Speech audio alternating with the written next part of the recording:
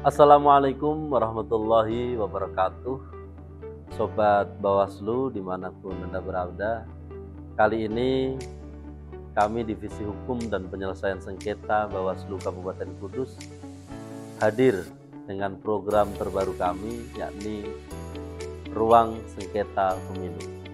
Program ini bertujuan untuk memberikan edukasi kepada masyarakat, khususnya berkaitan dengan penyelesaian sengketa pemilu. Apa itu sengketa pemilu? Bagaimana tahapan penyelesaiannya? Kemudian apa manfaatnya? Kita akan kupas tuntas dalam program Ruang Sengketa Pemilu.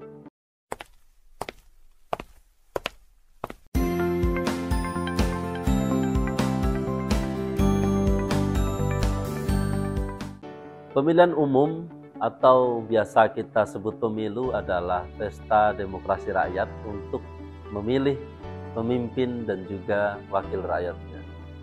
Dalam perjalanannya dan dalam pelaksanaannya acap kali terjadi perselisihan, terjadi perbedaan pandangan, bahkan terjadi konflik antar peserta pemilu sehingga mengakibatkan adanya sengketa pemilu.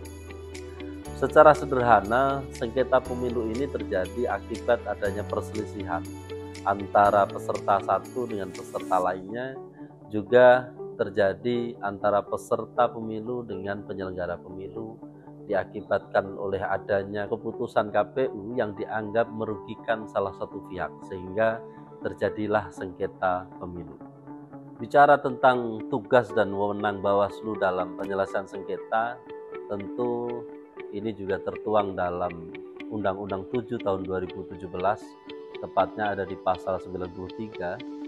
Di situ disebutkan bahwa tugas Bawaslu adalah melakukan pencegahan juga penindakan terhadap pelanggaran pemilu dan sengketa proses pemilu. Kemudian di pasal 103 huruf C juga diterangkan tentang kewenangan Bawaslu. Di situ disebutkan bahwa wewenang Bawaslu dalam penyelesaian sengketa adalah menerima, memeriksa, kemudian memediasi atau mengadjudikasi, dan terakhir memutus.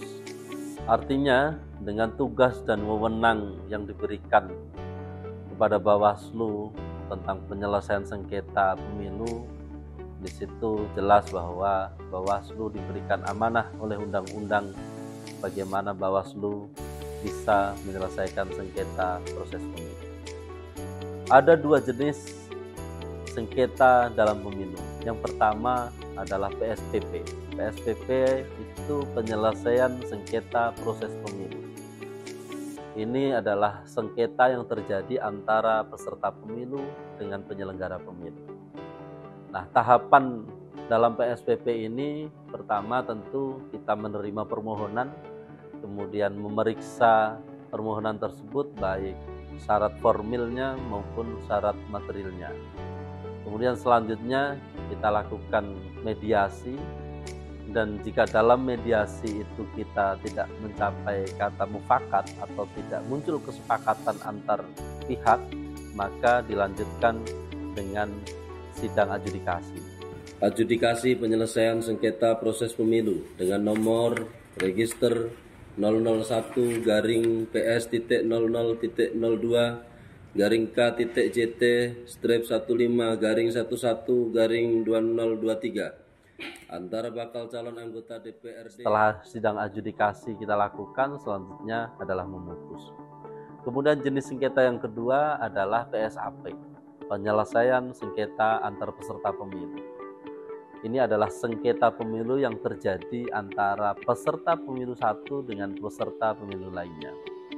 Nah, tahapan penyelesaiannya yakni kita dengan menerima permohonan, kemudian memeriksa permohonan tersebut, kemudian mempertemukan antar pihak yang bersengketa, kemudian memeriksa bukti, dan terakhir memutus. Apa tujuan dari penyelesaian sengketa pemilu? Tentu pertama, yakni menjamin keadilan dalam proses pemilu. Penyelesaian sengketa pemilu bertujuan agar para peserta pemilu ini mendapatkan perlakuan yang adil dan setara dalam proses pemilu. Ini tentu sesuai dengan prinsip pemilu tentang kejujuran dan keadilan dalam demokrasi. Kemudian selanjutnya adalah menjaga kemurnian suara rakyat. Penyelesaian sengketa yang dilakukan secara benar akan memastikan bahwa hasil pemilu ini sesuai dengan yang dikehendaki oleh rakyat, bukan hasil yang melalui manipulasi ataupun pelanggaran. Tujuan selanjutnya adalah menegakkan supremasi hukum dan demokrasi. Penyelesaian sengketa pemilu dapat menjadi sarana untuk menegakkan hukum pemilu, sehingga semua pihak harus dan wajib menghormati prosedur dan keputusan. Terakhir, tujuan penyelesaian sengketa pemilu adalah untuk meningkatkan kepercayaan publik bahwa penyelesaian sengketa pemilu yang dilakukan secara transparan dan akuntabel ini akan meningkatkan kepercayaan publik bahwa proses demokrasi ini berjalan secara adil, secara jujur, dan demokratis.